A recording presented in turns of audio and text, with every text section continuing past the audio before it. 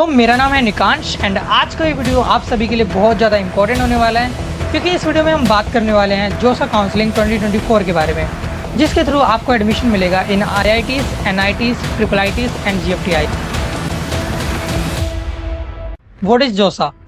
जोसा stands for joint seat allocation authority. ये government agency है जो रेगुलेट करती है admission process into the premier engineering institutes of India. इस काउंसलिंग में 23 IITs, 31 NITs plus IEST Shibpur along with IIITs जो कि 26 है नंबर में एंड 38 GFTIs पार्टिसिपेट करती हैं इस काउंसलिंग के अंदर। ठीक है, एलिजिबिलिटी फॉर पार्टिसिपेशन। अब इस काउंसलिंग में पार्टिसिपेशन करने के लिए कुछ एलिजिबिलिटी क्राइटेरिया जो कि हर बच्चे को फॉलो करना पड़ेगा जो भी इसके अंदर पार्टिसिपेट करना चाहता है। यहाँ पे मेजोरली 2 एलिजिबिलिटी क्राइटेरिया हैं जो आपको फुलफिल करना पड़ेगा for participating into the counselling. ठीक है, तो पहला है you need to appear in JEE Mains और JEE Advance exam. JEE Advance के रैंक के थ्रू आपको IITs में एडमिशन मिलेगा एंड जेई मेंस के रैंक के बेसिस पे आपको NITs, IIITs एंड GFTIs में एडमिशन मिलेगा। तो ये जरूरी है कि आपने इन दोनों में से एटलीस्ट किसी एक एग्जाम में अपीयरेंस जरूर दी हो। अपीयरेंस के साथ साथ मतलब आपका रैंक भी ऑब्वियसली अच्छा होना चाहिए, तभी आपको यहाँ पे इस काउंसलिंग के थ्रू अच्छा कॉलेज मिल पाएगा। ठीक है, सेकेंड अगर हम एलिजिबिलिटी की बात करें तो वो है योर 12th मार्क्स। आपके 12th में मिनिमम 75% एग्रीगेट होना चाहिए अगर आप जनरल या OBC या फिर EWS कैटेगरी से बिलोंग करते हैं, एंड एटलीस्ट 65% एग्रीगेट होना चाहिए अगर आप SC, ST या PWD कैटेगरी से बिलोंग करते हैं। ठीक है, अब कुछ बच्चों का ये डाउट होता है कि ये जो एग्रीगेट है ये क्या PCM का होता है या फिर ओवरऑल होता है। तो इसका अगर मैं एक बार में आंसर दूं तो मेरा आंसर होगा ओवरऑल। ठीक है, तो यहाँ पे मैंने मेंशन भी किया है कि the 12th aggregate should be based on PCM along with language subject. अभी आपका लैंग्वेज सब्जेक्ट हिंदी भी हो सकता है, इंग्लिश भी हो सकता है, या फिर आपकी जो भी लैंग्वेज आपके स्कूल में पढ़ाई जाती है ये वो हो सकता है along with your 5th subject. अब 5th सब्जेक्ट में ये डिपेंड करता है कि आपने 12th में क्या इलेक्ट किया है। It can be CS, it can be IT, it can be physical education और it can be any other subject. ठीक है, तो जो भी आपने अपने स्कूल में लिया होगा, इलेक्ट किया होगा एज अ 5th सब्जेक्ट, वो आपको यहाँ पे कंसिडर करना है। तो ओवरऑल आप कह सकते हैं कि आपके जो टॉप 5 सब्जेक्ट्स होंगे उनका एग्रीगेट लिया जाएगा, एंड वो अगर आप जनरल है तो 75% मिनिमम चाहिए होगा। अगर आप इन रिजर्व कैटेगरी से बिलोंग करते हैं तो आपको 65% एटलीस्ट चाहिए होगा।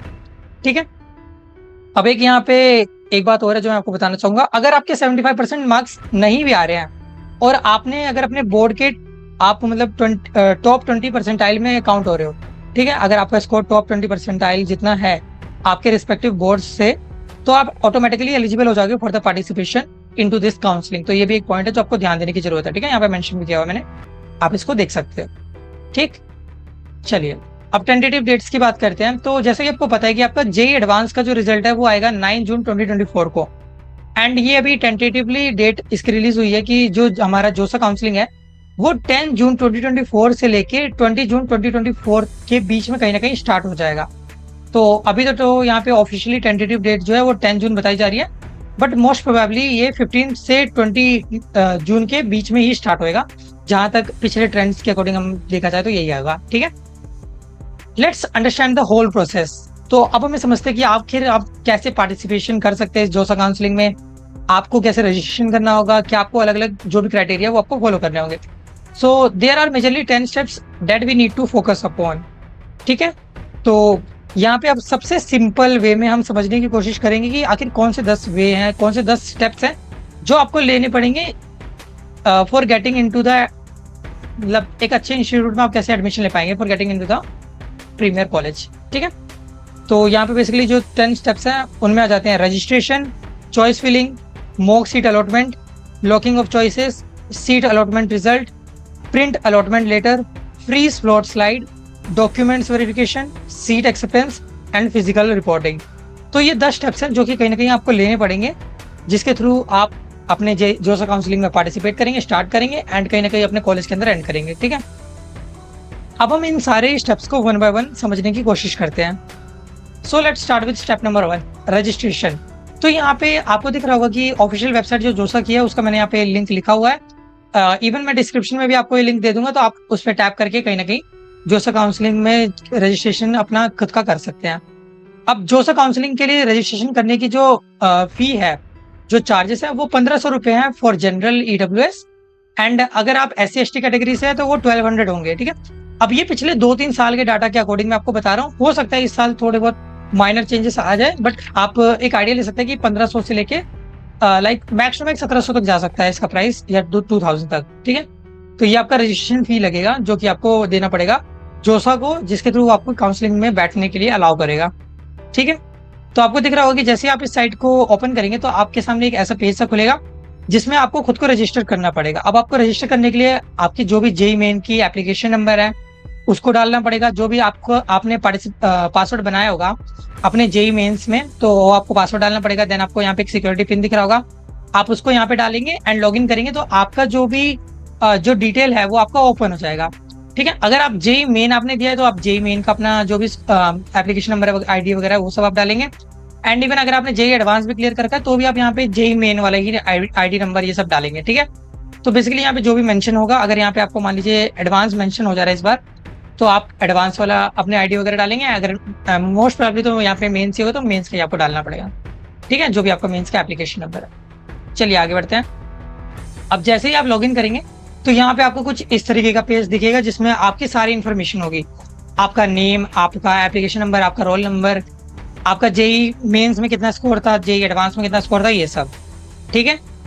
अब आप आगे बढ़ते हैं, ठीक है। अब स्टेप नंबर 2 आपको चॉइस फिलिंग करनी होगी। तो यहाँ पे आपको जो भी आपकी प्रायोरिटी है आपको उसके अकॉर्डिंग अपनी चॉइसेस यहाँ पे फिल करनी होगी, ठीक है। अब चॉइस फिलिंग का मतलब है कि आपको बेसिकली जोसा को बताना पड़ेगा कि आप कौन से इंस्टीट्यूट में जाना चाहते हैं, आपकी प्रायोरिटी क्या है। तो आपको यहाँ पे बेसिकली अरेंज करना पड़ेगा। मान लीजिए कि आपको IIT बॉम्बे में CSE चाहिए, वो आपकी फर्स्ट प्रेफरेंस है, तो आप सबसे ऊपर अपना IIT बॉम्बे की CSE को रखेंगे। फिर आपको IIT दिल्ली की CSE चाहिए तो आप उसको सेकंड पे रखेंगे।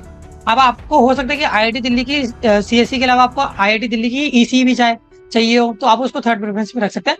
सो सारे घुमा फिरा के पॉइंट की बात यह है कि आपको जो भी प्रायोरिटी ऑर्डर रखना है आप उसमें रखेंगे, ठीक है। अब याद रखिएगा कि आप इसमें अपना रैंक मत देखिएगा कि मेरे को इस रैंक पे ये मिलेगी, इस रैंक पे वो मिलेगी।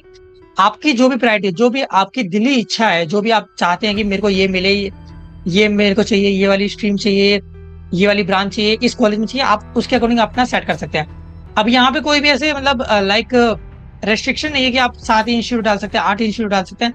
आप जितने चाहे उतने इंस्टीट्यूट यहाँ पे फिल कर सकते हैं, तो उसमें आपको कोई इशू नहीं होगा। एंड देन बाद में होगा कि आपके रैंक के बेसिस पे आपको जो भी जो भी आपको सीट मिल सकती है वो आपको मिल जाएगी, ठीक है।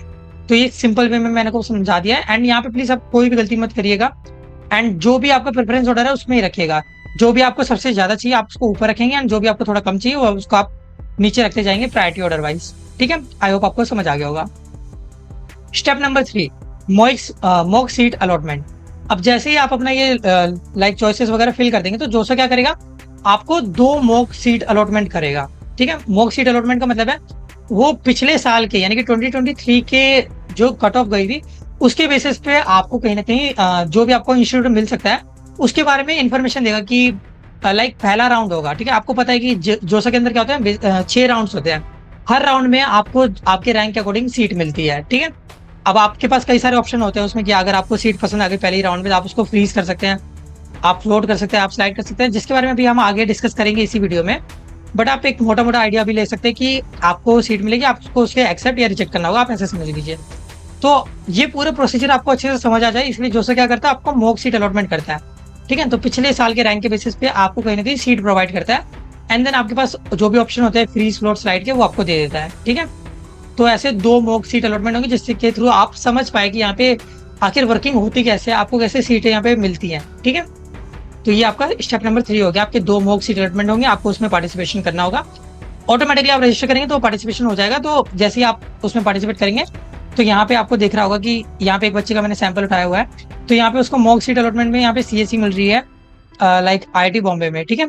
तो उसकी चॉइस नंबर 1 ही यही थी और उसका रैंक इतना अच्छा है कि उसको इसी में मिल जा रही है, ठीक है। चलिए आगे बढ़ते हैं। Step number 4, locking of choices. अब जैसे कि मैंने आपको स्टेप नंबर 2 में बताया था कि आपको चॉइसेस अपनी डालनी होगी, अपने को प्रायोरिटी ऑर्डर में रखना होगा। अब उसके बाद एक ऑप्शन होता है लॉकिंग ऑफ चॉइसेस का। अब लॉकिंग ऑफ चॉइसेस का मतलब होता है कि आप क्या कर सकते हैं, जैसे आपने अपना प्रायोरिटी ऑर्डर सेट कर लिया है तो आप उसके बाद क्या करेंगे, आप लॉक कर देंगे अपनी चॉइसेस को, कि इसके बाद मतलब इसका मीनिंग ये होगा कि इसके बाद आपको अपनी प्रायोरिटी ऑर्डर में कोई भी चेंज नहीं लाना है, आपको यही फाइनल डिसीजन है। अब यहाँ पे मैं आपको सजेस्ट करूंगा कि आपको कभी भी अपना प्रायोरिटी ऑर्डर जो भी आप सेट करेंगे उसको लॉक करने की जरूरत नहीं है। क्यों? क्योंकि यहाँ पे ऑटो लॉक का फीचर होता है। देखिए, आपको एक टेटेटिव डेट मिलेगी कि आपको इस डेट तक अपना जो भी प्रायोरिटी ऑर्डर है, जो भी आपको प्रेफरेंस ऑर्डर है, आपको उसको सेट करना होगा। अगर आप उस डेट तक अपना जो भी प्रायोरिटी ऑर्डर है उसको लॉक नहीं करते तो एंड एंड टाइम पे क्या होगा, ऑटोमेटिकली आपका जो चॉइसेस है वो लॉक हो जाएंगे। तो आपको लॉक होंगी या नहीं होंगी, इनको लेके कोई भी मतलब परेशान होने की कोई जरूरत नहीं है। ठीक है? तो आपको इसके बारे में कोई भी वरी होने की कुछ भी जरूरत नहीं है। ठीक है? तो आप एंड मोमेंट तक अपने कॉलेज वगैरह के बारे में ज्यादा से ज्यादा हो सके, जितना हो सके उतना ज्यादा रिसर्च कीजिए। उसके अकॉर्डिंग आप मेहनत कीजिए कि आप सही प्रायोरिटी ऑर्डर लगा सके, जो भी आपको मिल सकता है या जो भी आपकी दिल इच्छा है कि जो भी आपको चाहिए हो। ठीक है? तो लॉक करने पे उतना ध्यान मत दीजिए, आप चाहे तो इस स्टेप को स्किप भी कर सकते हैं, इतना कोई बड़ी बात नहीं है। ठीक है? Step number 5। अब यहाँ पे राउंड्स आपके जो होंगे वो स्टार्ट होंगे। ठीक है? तो फर्स्ट राउंड होगा। फर्स्ट राउंड में हो सकता है कि आपको सीट फर्स्ट राउंड होगा, देन आपको सीट अलॉटमेंट रिजल्ट आएगा। अब यहाँ पे आपको पता चलेगा कि आपकी रैंक के अकॉर्डिंग आपको यहाँ पे कोई सीट मिल रही है या नहीं मिल रही है फर्स्ट राउंड में। ठीक है? तो आपको बेसिकली कुछ ऐसा दिखाया जाएगा। ये मैंने 2019 का जो जोसा की साइड है उसका स्क्रीनशॉट यहाँ पे पुट करा हुआ है, तो आप देख सकते हैं कि आपको दिख रहा होगा यहाँ पे सीट अलॉटमेंट का रिजल्ट 1 यहाँ पे लिखा हुआ है। ठीक है? आप इस पे टैप करेंगे, आपका देन रिजल्ट शो करने लगेगा कि आपको कोई सीट मिली है या नहीं मिली है। अगर मिली है तो कौन सी मिली है, ये सब आपको डाटा उसमें दिखा देगा। ठीक है? ओके। अब हो सकता है कि कुछ बच्चों को पहले राउंड में सीट मिल जाए, हो सकता है कुछ बच्चों को पहले राउंड में सीट ना मिले। तो अगर आपको पहले राउंड में सीट नहीं मिलेगी तो ऑटोमेटिकली आप सेकंड राउंड में फॉरवर्ड कर जाएंगे। ठीक है? देन आपको सेकंड राउंड में हो सकता है सीट मिले, नहीं मिलेगी तो आप थर्ड राउंड में शिफ्ट कर जाएंगे। तो ऐसे आप लगातार शिफ्ट करते जाएंगे अगर आपको सीट नहीं मिलेगी, अप टू 6th राउंड। ठीक है? अब ये तो केस हो गया कि अगर आपको सीट नहीं मिल रही है तो आपका ये ऑटोमेटिकली आप आगे बढ़ते जाएंगे नेक्स्ट राउंड में। अगर आपको सीट मिल जा रही है तब क्या? अगर आपको सीट मिल जाएगी तो आपको स्टेप नंबर 6 देखना पड़ेगा। ठीक है? तो आपको जैसे मान लीजिए सीट मिल रही है तो आपने उस पर टैप करेंगे तो आपको अलॉटमेंट लेटर आपका दिखेगा ऐसा। ठीक है? तो आपको दिख रहा होगा कि यहाँ पे मैंने सैंपल लिया हुआ है। तो यहाँ पे जिसका भी ये सैंपल है उनको यहाँ पे एनआईटी राउरकेला मिल रही है मैकेनिकल इंजीनियरिंग। ठीक है? तो आपको इस अलॉटमेंट लेटर को प्रिंट करना पड़ेगा। बेसिकली प्रिंट का ऑप्शन वहाँ पे आ रहा होगा, आपको इसको डाउनलोड करना होगा। ठीक है? तो आप जैसे ही डाउनलोड कर लेंगे देन आपके पास ऑप्शन रहेगा कि आप क्या करना चाहते हैं। स्टेप नंबर 7 यानी कि फ्रीज, फ्लोट या स्लाइड। अब बहुत ज्यादा बच्चे कंफ्यूज होते हैं कि ये फ्रीज क्या होता है, फ्लोट क्या होता है, स्लाइड क्या होता है। हम इसे सिंपल वे में समझेंगे। ठीक है? हमें ज्यादा लोड लेना ही नहीं है, हम सबसे आराम से समझने की कोशिश करेंगे। ठीक है? तो आप देख सकते हैं कि यहाँ पे मैंने एक लाइक रोड मैप सा बनाया हुआ है। तो आपको दिख रहा होगा जोसा काउंसलिंग है, आपने ऑनलाइन रजिस्ट्रेशन कर लिया है, देन आपने ऑनलाइन फिलिंग कर लिया है, अपनी डिटेल्स वगैरह डाल दिए हैं, आपको जो भी प्रायोरिटी ऑर्डर आपने उसको पुट कर दिया है, देन आपने जो भी आपकी चॉइसेस है आपको आपने उसको लॉक कर दिया या फिर वो ऑटो लॉक हो गया। देन आपका सीट अलॉटमेंट हुआ। देन आपको अब यहाँ पे ऑप्शन मिल रहे हैं फ्रीज, फ्लोट या स्लाइड करने के। फ्रीज का मतलब है कि मान लीजिए आपको सीट मिल जा रही है पहले राउंड में, आपको एनआईटी राउरकेला में सीएससी मिल जा रही है फॉर एग्जाम्पल, हम मान ले रहे हैं। ठीक है? अब हो सकता है कि आपकी वो पहली प्रेफरेंस हो या फिर आपको वो मिल जा रही तो आप खुश हो जा रही है, हाँ मेरे को तो यही चाहिए, उसके बाद मेरे को आगे राउंड में बैठना ही नहीं, मेरे को यही सीट चाहिए, यही सीट मेरी पक्की है, मेरे को उसके बाद कुछ भी आगे पीछे नहीं सोचना है। तब आप अगर ऐसे सिचुएशन में आएंगे तो आपको यहाँ पे फ्रीज ऑप्शन का सहारा लेना पड़ेगा। जैसे ही आप ऑप्शन अपनी सीट को फ्रीज कर देंगे तो वो सीट डायरेक्टली आपको मिल जाएगी एंड आपको आगे राउंड में बैठने की कोई जरूरत नहीं होगी। आप हो सकता है सेकंड राउंड में आपको फ्रीज आपका मन कर जाए तो आप फ्रीज कर सकते हैं। थर्ड राउंड में अगर आपको सीट मिल रही है, ज्यादा अच्छी सीट मिल जा रही तो आप उस टाइम पे फ्रीज कर सकते हो। ये कम्प्लीटली अप टू यू है। ठीक है? तो आपको फ्रीज ऑप्शन समझ आ गया कि अगर आपको कोई सीट मिल रही है, आपको कंफर्म करने की मेरे को यही सीट चाहिए बस, तो आप इसको ले सकते हैं। ठीक है? अब बहुत कम बच्चे ये फ्रीज ऑप्शन को अलॉट मतलब चूज करते हैं क्योंकि बहुत कम बच्चों को यहाँ पे फर्स्ट प्रेफरेंस वाली चीज पहले ये राउंड में या फिर किसी पर्टिकुलर राउंड में मिल जाती है। ठीक है? तो जो बच्चे सबसे ज्यादा ऑप्शन प्रेफर करते हैं वो है फ्लोट ऑप्शन। फ्लोट का मतलब क्या होता है, मान लीजिए आपने प्रेफरेंस वगैरह के अकॉर्डिंग आपने भरा, आपको लाइक मान लीजिए आपको एनआईटी त्रिची में आपको मैकेनिकल मिल रही है। ठीक है? अब आपको लग रहा है कि एनआईटी त्रिची से अच्छा, सॉरी मैं आपको दूसरा एग्जांपल दे देता हूँ। मान लीजिए आपको एनआईटी वरंगल में आपको मैकेनिकल मिल रही है। ठीक है? एंड आपको हो रहा है कि वाह मेरे को सीट तो मिल गई, लेकिन मेरे को हो सकता है कि आगे वाले राउंड में बैठूं तो मेरे को और बेटर सीट मिल जाए, हो सकता है मेरे को एनआईटी त्रिची में कोई अच्छी ब्रांच मिल जाए। ठीक है? आपको पता है कि एनआईटी त्रिची जो है उसको कंसिडर करा जाता है कि वो ज्यादा बेटर है एनआईटी वरंगल से। ठीक है? तो इस सिचुएशन में आपको दिमाग में आ रहा है कि यार मेरे को जो सीट मिल रही है वो तो ठीक है, बट हो सकता है कि आगे आने वाले राउंड में मेरे को और बेटर सीट मिल जाए। तब अगर आप इस तरह की सिचुएशन में आते हैं तब आपको फ्लोट ऑप्शन यूज करना होगा। ठीक है? फ्लोट ऑप्शन का मतलब है कि जो भी आपको सीट अलॉट हुई है आप उसको रख लेंगे, बट आप आगे राउंड में बैठेंगे। ठीक है। अब आप आगे राउंड में बैठेंगे तो हो सकता है कि अगर आपको बेटर सीट मिल जा रही है तो आप उस सीट में शिफ्ट कर सकते हैं। यानी कि मान लीजिए आपको एनआईटी त्रिची में आगे आने वाले राउंड में कुछ कोई भी मतलब ब्रांच मिल गई जो कि कहीं ना कहीं ज्यादा बेटर है, आपको इलेक्ट्रिकल मिल गई, इलेक्ट्रॉनिक्स मिल गई, कुछ भी ज्यादा बेटर अगर मिल जा रहा है, ठीक है। यहाँ पे मैं एग्जांपल ले रहा हूँ, ऐसा कोई ये मत बोलेगा कि ऐसे कैसे मिल गई। अगर मिल गई तो आप वहां पे शिफ्ट कर सकते हैं, आप अपनी इस वाली सीट को छोड़ के आप उस वाली सीट पे जा सकते हैं। तो ये सबसे अच्छा ऑप्शन है, क्योंकि इसमें आपको श्योरिटी रहती है कि अगर मेरे को कुछ और बाद में बेटर नहीं भी मिला तो भी एटलीस्ट मेरी एक सीट तो फिक्स रहेगी, ठीक है। तो मोस्ट ऑफ बच्चे फ्लोट ऑप्शन को प्रेफर करते हैं, एंड मैं भी आपसे ये कहूंगा कि आपको कोई भी राउंड में सीट मिल जा रही है तो आप फ्लोट ऑप्शन कर लीजिए अगर आपको वो सीट पसंद आ रही है तो, ठीक है। क्योंकि इससे होगा ये कि आपका कम से कम एटलीस्ट एक सीट तो फिक्स रह जाएगी कि हाँ आपको कम से कम एक अच्छी सीट मिल रही है, ठीक है। अब थर्ड ऑप्शन होता है स्लाइड। स्लाइड में होता है क्या कि आपको कॉलेज यहाँ पे फिक्स हो जाता है, ठीक है। मान लीजिए आपको एनआईटी त्रिची में लाइक सिविल मिल गई, आपको आप सोच रहे कि यार मेरे को काश इसी कॉलेज में थोड़ी और अच्छी ब्रांच मिल जाए, तो इस सिचुएशन में आप स्लाइड ऑप्शन यूज करेंगे, ठीक है। तो इसमें ये होता ही है कि आपका कॉलेज तो सेम रहेगा, बट हो सकता है कि आपको आगे आने वाले राउंड में बेटर ब्रांच मिल जाए, ठीक है। तो आप एक तरह से इसको ब्रांच अपग्रेडेशन की तरह भी देख सकते हैं, ठीक है। तो ये तीन ऑप्शन होते हैं फ्री, स्लॉट, स्लाइड के। आई होप आपको अच्छे से समझ आया हो गया होगा, ठीक है। इसके बाद हमारा वेरिफिकेशन ऑफ डॉक्यूमेंट होता है, जिसको भी हम आगे आने वाले स्टेप्स में समझते हैं, ठीक है। स्टेप 8 है डॉक्यूमेंट वेरिफिकेशन। तो आपको यहाँ पे दिख रहा होगा कि यहाँ पे मैंने लाइक अलग अलग इंस्टीट्यूट्स के लिए यहाँ पे डॉक्यूमेंट जो भी रिक्वायरमेंट रहेगी उनको मेंशन करा हुआ है। तो आईआईटीज के लिए एंड बाकी जो हमारे ट्रिपल आईटीज एनआईटीज एंड जीएफटीआईज है उनके लिए यहाँ पे मैंने सेटल कर दिया, यहाँ पे लिख लिया है। तो आपको ये सारे डॉक्यूमेंट रिक्वायर्ड रहेंगे for both online verification as well as offline verification. इनमें से कुछ डॉक्यूमेंट आपको ऑनलाइन सबमिट करने होंगे जब आपको सीट अलॉट हो जाएगी, एंड कुछ जो डॉक्यूमेंट होंगे वो आपको ऑफलाइन वेरिफिकेशन के टाइम पे सबमिट कराने होंगे। यानी कि जब आप भी आप रिपोर्ट करेंगे, आपको जब एडमिशन मिल जाएगा तो आपको एक बार जाना पड़ेगा इंस्टीट्यूट पे फॉर वेरीफाइंग योरसेल्फ, ठीक है। तो आपको उस टाइम पे डॉक्यूमेंट अपने दिखाने पड़ेंगे, ठीक है। तो आप देख सकते हैं कि इसमें क्या क्या चाहिए। तो अगर आप आईआईटीज में एडमिशन ले रहे हैं, आपको आईआईटी मिल जा रहा है, तो आपको 2 पासपोर्ट साइज फोटोग्राफ चाहिए होंगी। आपका जो भी जोसा का प्रोविजनल सीट अलॉटमेंट लेटर है आपको वो चाहिए होगा। सीट एक्सेप्टेंस फी जो आपने पे करी होगी इंस्टीट्यूट को, जैसे जब भी आपको सीट मिलेगी तो आपको ऑब्वियसली उसका कुछ ना कुछ पे तो करना होगा ना सीट को, सीट के लिए, ठीक है। तो आपकी वो फी का जो प्रूफ होगा, जो भी आपकी रिसिप्ट होगी, आपको वो दिखानी होगी। कैंडिडेट की अंडरटेकिंग, जिसमें आपको लिखा होगा कि हाँ आप अपनी मर्जी से यहाँ पे एडमिशन लेना चाहते हैं। आपकी वैलिड फोटो आईडी कार्ड, यानी कि आपका आधार कार्ड हो गया, या फिर इवन आपका कोई भी प्रीमियम कार्ड जो भी आपका लाइक नेशनलिटी वगैरह को प्रूव करता हो, ठीक है। आपका original admit card JEE advance का, आपका रजिस्ट्रेशन और फील्ड चॉइस अलॉटमेंट जो भी आपने फिल करी होंगी वो, आपका डेट ऑफ बर्थ का प्रूफ, यानी कि आपकी 10th की मार्कशीट हो गई, आपकी 12th की मार्कशीट, आपका मेडिकल सर्टिफिकेट कि आप फिजिकली मेडिकली फिट है कि नहीं है, ठीक है।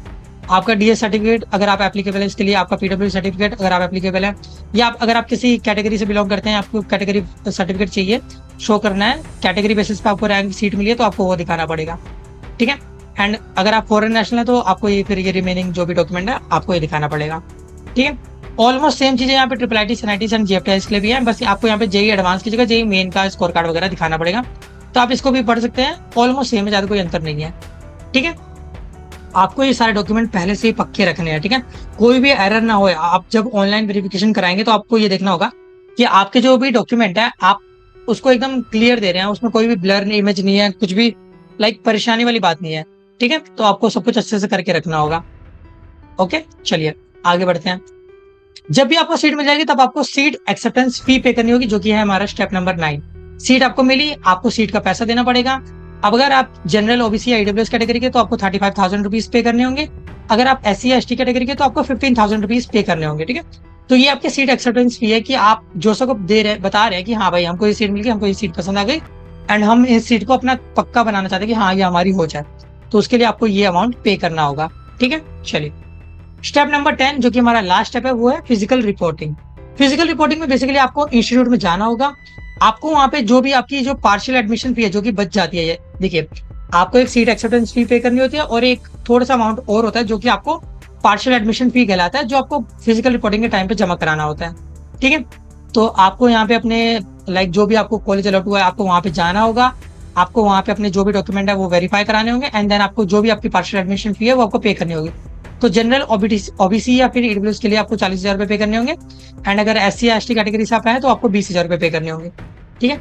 तो ओवरऑल आप देख सकते हैं कि आपको जो एडमिशन लेने का खर्चा आएगा वो आप देख सकते हैं कि 35,000 जनरल के लिए इधर, 40,000 इधर।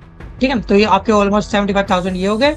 एंड अगर आप SC ST कैटेगरी के तो 45,000 आपको लग जाएंगे यहाँ पे जस्ट फॉर गेटिंग एडमिशन। ठीक है, आपकी जो फी वगैरह है जो आप लाइक इंस्टीट्यूट को पे करेंगे वो अलग बात है, अभी आपकी कंफर्मेशन फी है। ठीक है, ओके। तो यही हमारा लास्ट स्टेप था। आई होप आपको सारे स्टेप अच्छे से समझ आ गए होंगे एंड आपको कोई भी इशू नहीं आया होगा। ठीक है, अब मैं आपको सजेस्ट करूंगा कि आप अपने सारे डॉक्यूमेंट अभी से कंफर्म करा लीजिए। जो भी आपका, अगर आपका कैटेगरी रैंक है तो आपका जो भी कैटेगरी सर्टिफिकेट है आप उसको अभी से कंफर्म करा लीजिए, अपडेट करा लीजिए अगर आपका अपडेटेड नहीं है, क्योंकि बाद में आपको टाइम नहीं मिलेगा एंड बाद में अगर आप थोड़ा सा भी लेट होंगे तो आपकी सीट आपके हाथों से निकल जाएगी, वो किसी और बच्चे को दे दी जाएगी। ठीक है, क्योंकि यहाँ पे कोई भी ऐसा कुछ नहीं होता है कि लाइक अगर आप लेट कर रहे हैं तो आपके लिए कोई वेट करेगा। यहाँ पे डायरेक्टली अगर आप नहीं दे पा रहे टाइम पे तो आपसे वो लेके सीट किसी और को दे दी जाएगी। तो आपको एकदम डिसिप्लिन में रहना है, आपको लाइक अपना सब कुछ मेंटेन करके रखना है, सारे डॉक्यूमेंट्स वगैरह को। ठीक है, तो आई होप आपको सब कुछ अच्छे से समझ आ गया होगा। किसी भी चीज में कोई भी डाउट हो तो आप कमेंट बॉक्स में लिख सकते हैं, मैं आपका जवाब देना पसंद करूंगा। ठीक है, so thanks for watching this video. I hope आपको बहुत मजा आया होगा। एंड साथ ही साथ मैं आपको एक और चीज सजेस्ट करूंगा, मेरा जो लास्ट वीडियो है जिसमें मैंने आपको बताया कि जो जेई एस्पिरेंट्स है आखिर वो क्या क्या ऐसी गलतियां कर देते हैं जिसकी वजह से उनका जोसा सीसैप या जैक काउंसलिंग खराब हो जाती है। ठीक है, तो आपको ये वीडियो देखना चाहिए, मैं आपको सजेस्ट करूंगा, क्योंकि इसमें मैंने काफी ऐसी चीजें बताई है जो कि जनरली एक जेई एस्पिरेंट काउंसलिंग के टाइम पे गलती कर देते हैं एंड उस गलती की वजह से हो सकता है कि आपकी काउंसलिंग बिगड़ जाए या आपको जो भी अच्छा कॉलेज मिलने वाला था उसकी जगह आपको उससे थोड़ा सा बुरा कॉलेज मिल जाए। ठीक है, बुरा तो नहीं कहूंगा बट थोड़ा कम अच्छा कॉलेज मिल जाए। ठीक है, तो आप ये वीडियो जरूर देखिए, मैं आई बॉक्स में इसका लिंक दे दूंगा तो आप जाके देख सकते हैं। Thank you so much for watching this video and all the best for your future. मिलते हैं नेक्स्ट वीडियो में।